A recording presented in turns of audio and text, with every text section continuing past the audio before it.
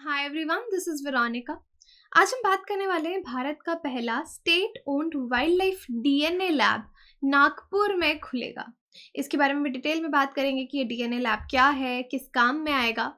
आपकी कोई भी क्वेरी हो आप मुझसे कनेक्ट कर सकते हैं सोशल मीडिया पे, because I feel together we can make a huge difference. चाहे फेसबुक पे, इंस्टाग्राम पे या टेलीग्राम पे। पीडीएफ जो है वो आपको सिर्फ और सिर्फ मेरे टेलीग्राम चैनल पे ही मिलेगा।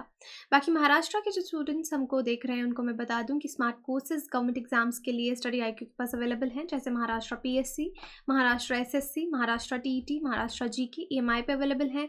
कोई भी जानकारी आपको चाहिए, स्क्रीन पे जो नीचे नंबर आ रहा है उस पर कॉल करके आप डिटेल जानकारी ले सकते हैं। देखिए, फाइनेंशियल एक्सप्रेस की भी ये न्यूज़ थी कि महाराष्ट्र अपना पहला डीएनए टेस्टिंग फैसिलिटी एनिमल्स के लिए खोलेगा और यहाँ पे डीएनए टेस्टिंग फैसिलिटी जो है स्टेट में उसको इस्टेब्लिश किया जाएगा। अब देखिए, ये करंट अफेयर क्या है ये आपको समझ में आ गया। डीएनए क्या होता है? ये हमारा जेनेटिक मटेरियल है। जो लिविंग ऑर्गेनिजम्स हैं उनमें जेनेटिक मटेरियल होता है, चाहे वो आरएनए की फॉर्म में होगा या डीएनए की फॉर्म में होगा। तो यहाँ पे हम डीएनए की बात कर रहे हैं। अब स्टेट डीएनए सैंपल्स एनिमल्स के, कभी भी कोई मैन वाइल्ड लाइफ कन्फ्लिक्ट होता था या पोचिंग का कोई विक्टिम होता था तो उसका डीएनए सैंपल जो है फोरेंसिक लैब्स में भेजा जाता है। आपने फोरेंसिक साइंसेस का नाम तो सुना होगा। कभी भी कोई क्राइम सीन होता है तो आप देखते हैं ना, जैसे वो एक सीरियल भी आता था सीआईडी, राइट? उसमें एक डॉक्टर था, तो कोई भी सैंपल्स लेते हैं, चाहे कहीं से बाल का टुकड़ा मिला, किसी के बाल मिले, किसी का फिंगरप्रिंट मिला, उसको उठा के फोरेंसिक लैब भेजा जाता है, राइट? तो ये उसी फॉरेंसिक लैब की बात हो रही है, क्योंकि फॉरेंसिक वाले क्या करते हैं, कोई भी, क्योंकि केमिकल बायोलॉजिकल फॉरेंसिक्स होते हैं, केमिकल फॉरेंसिक्स होते हैं, तो अलग अलग तरीके से ये लोग और डिटेल में छानबीन करते हैं। जेनेटिक बायोलॉजिकल बात करें तो जेनेटिक लेवल पे जाके जो क्राइम सीन होता है या कोई भी ऐसी चीज़ हो तो उसकी जांच करते हैं। तो यहाँ पे पहले क्या होता था कि कोई भी इस तरह का मैन वाइल्ड लाइफ कन्फ्लिक्ट आता था या विक्टिम कोई पोचिंग का होता था तो बाकी जगह पे जो फॉरेंसिक लैब्स हैं वहाँ पे भेजा जाता था सैंपल्स। अब देखिए, अब इनागुरेट की जा रही है नागपुर फॉरेंसिक साइंस लेबोरेटरी, ठीक है। अब ये लेबोरेटरी जो है या लैब, जिसको हम शॉर्ट में बोलते हैं, डीएनए सैंपल्स जो हैं एनिमल्स के इस स्टेट से उसको यहाँ पे इजीली टेस्ट किया जाएगा। अभी जैसे फैसिलिटीज़ जो महाराष्ट्र के बाहर थी, जैसे आपका सीसीएमबी है, centre for cellular and molecular biology, वहाँ पे सैंपल्स भेजे जाते थे, ये हैदराबाद में। फिर wild life institute of India Dehradun में, zoological survey of India Lucknow में। तो महाराष्ट्र के बाहर ही अभी तक सारे सैंपल्स आपके चेक होके आते थे, लेकिन अब महाराष्ट्र के पास खुद की लैब जो है वो होगी। हर साल कितने सैंपल भेजे जाते हैं? 500 to 600 सैंपल्स ये दो सेंटर्स जो हैं, कोई भी दो सेंटर्स में भेजे जाते हैं और फिर उनके रिजल्ट्स का वेट किया जाता है। और आप देख लीजिए कितने पैसे लगेंगे यहाँ पे। It would take around 8 crore to establish forensic testing, क्योंकि यहाँ पे आपको बड़ी बड़ी मशीन्स चाहिए, एटलीस्ट आपकी टेक्निकल मशीन्स जो आपको हेल्प करेंगी फॉरेंसिक साइंसेस को लेकर। तो अराउंड 8 करोड़ यहाँ पे लग जाएगा। फॉरेंसिक टेस्टिंग इंफ्रास्ट्रक्चर जैसे जेनेटिक एनालाइजर्स चाहिए होंगे और यहाँ पे 20 लोगों का स्टाफ भी इस लैब में रहेगा, जो लैब सेटअप करने की बात की जा रही है। और नागपुर को ही क्यों यहाँ पे चुना गया है? नागपुर को इसलिए चुना गया है क्योंकि ये ऐसी लोकेशन है, मोस्टली जो आपके टाइगर प्रोजेक्ट्स चल रहे हैं सब्सटैंशली इस एरिया में ईजिली यहाँ पे सैंपल्स भेजे जा सकते हैं, एनिमल प्रेजेंस भी है और wild life crime related cases भी इस एरिया से, इसके आगे पीछे के एरिया से बहुत ज़्यादा आते हैं। अब देखिए, report noted that inauguration of the centre in Nagpur was important as many cases of human wildlife conflict were being reported. तो ये वही एरिया है जिसके आगे पीछे से बहुत ज़्यादा ह्यूमन वाइल्ड लाइफ कन्फ्लिक्ट के केसेस भी रिपोर्ट किए जाते हैं। और स्टेट ने ये भी देखा, जैसे कंट्रोवर्शियल केसेस थे टाइग्रस अवनी T1 का, जिसको 2018 में मार गिराया गया था। तो इस तरह के केसेस भी इस एरिया से आते हैं, तो एनिमल टेस्टिंग में हेल्प मिलेगी। अब डीएनए का क्या रोल है? डीएनए हमको सैंपल क्यों चेक करवाना है? क्योंकि इससे कौन से स्पीशीज़ इन्वॉल्व हैं अगर किसी इंसान की डेथ हो जाती है। तो अगर हमको पता नहीं है कि किसी आदमी ने मारा है, मर्डर केस है या एनिमल कन्फ्लिक्ट है, कैसे पता चलेगा? तो उस केस में इसकी पुष्टि करने के लिए कि पर्सन की डेथ किस तरीके से हुई है, क्या वो एक मैन एनिमल कन्फ्लिक्ट था, इसलिए भी डीएनए सैंपल्स जो हैं वो लिए जाते हैं। और जो पोचर्स हैं उनके खिलाफ भी प्रूफ इकट्ठा करने के लिए कि एनिमल्स को मारने के लिए कौन से पोचर्स इन्वॉल्व थे, तो भी आपको डीएनए टेस्टिंग की ज़रूरत पड़ती है।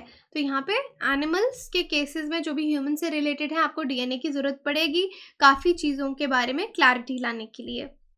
अब जो डीएनए टेस्टिंग है एंडेंजर्ड स्पीशीज़ की, अब जो एनिमल्स ऑलरेडी IUCN की रेड लिस्ट पे हैं, जैसे ब्लैक पैंथर्स हो गया, तो यहाँ पे कंट्रोल सैंपल्स भी कलेक्ट किए जाते हैं और उनको नए अननोन डीएनए सैंपल्स के साथ कंपेयर किया जाता है।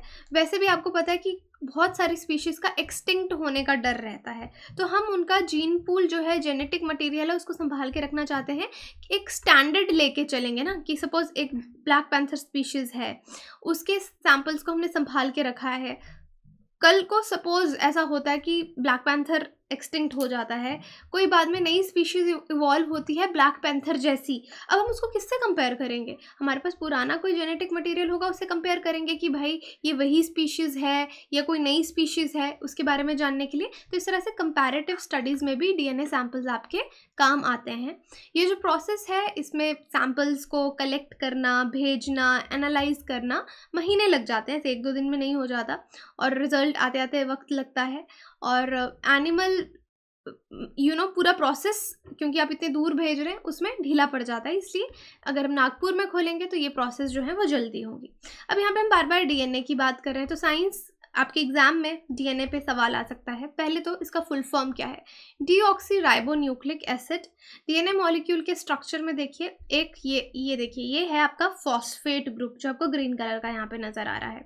फिर ये जो ब्लू कलर से नज़र आ रहा है, ये है आपका 5 carbon sugar group, pentose group. और फिर यहाँ पे आपका पिंक कलर में जो नज़र आ रहा है, ये आपका नाइट्रोजन कंटेनिंग ग्रुप है।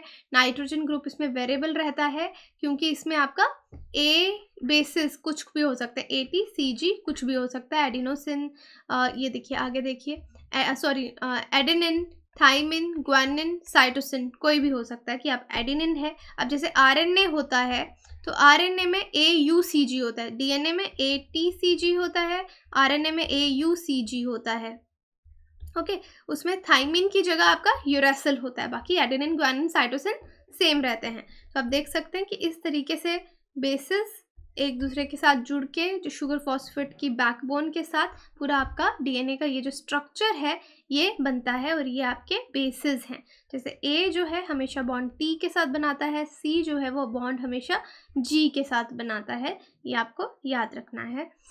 तो यही है। आपको डीएनए के स्ट्रक्चर के बारे में और भी कोई जानकारी चाहिए हो तो आप मुझसे पूछ सकते हैं। डीएनए सीक्वेंस, क्योंकि डीएनए से ही हमारी बॉडी जो है, जेनेटिक मटेरियल है, वो डीएनए से ही चलता है। डीएनए से आपका आरएनए बनता है, इस प्रोसेस को हम ट्रांसक्रिप्शन बोलते हैं। डीएनए से आरएनए बनने के प्रोसेस को ट्रांसक्रिप्शन कहा जाता है। फिर आरएनए से हमारी बॉडी में प्रोटीन्स बनती हैं जो सब चीज़ें कंट्रोल करती हैं, उसको हम ट्रांसलेशन बोलते हैं। तो इस तरीके से डीएनए से आपकी प्रोटीन्स जो हैं वो बनती हैं। तो आई थिंक यही है इसमें आपको बताने के लिए डीएनए के बारे में। अब डीएनए लेके जिस तरह से सीक्वेंसिंग की जाती है, तो ये बेसिस की सीक्वेंसिंग होती है। सपोज जैसे मैंने आपको बताया डीएनए ATCG से बना है, तो ये सीक्वेंस किसी भी तरीके का हो सकता है, ATCCGGTT, और हर ऑर्गेनिज्म का अलग होता है। तो इसी तरह से सीक्वेंसिंग करके हम डीएनए सैंपल से पता लगाते हैं। एक बहुत ही बेसिक तरीके से मैं आपको ये बता रही हूँ। हम यहाँ पे आपके लिए क्वेश्चन है, the process of DNA replication is affected by an enzyme known as mutase, ligase, polymerase 1, ribonuclease. तो बताइए कौन जो प्रोसेस है डीएनए रेप्लिकेशन का, जहाँ पे डीएनए अपनी कॉपी खुद बनाता है। ओके, उसको इस तरह से हम डिनोट करते हैं, वो एक एंजाइम से इफेक्ट होता है। म्यूटेज, लाइगेज, पॉलीमरेज 1, राइबोन्यूक्लियेज। तो बताइए कौन सी है? आप मुझे कमेंट सेक्शन में बता सकते हैं, टेलीग्राम में पोल में पार्टिसिपेट कीजिए, वहाँ पे आपको पता चल जाएगा। बाकी आप हमारी वेबसाइट विजिट कर सकते हैं, एप्लीकेशन डाउनलोड कर सकते हैं कोर्सेज की जानकारी के लिए। Thank you so much.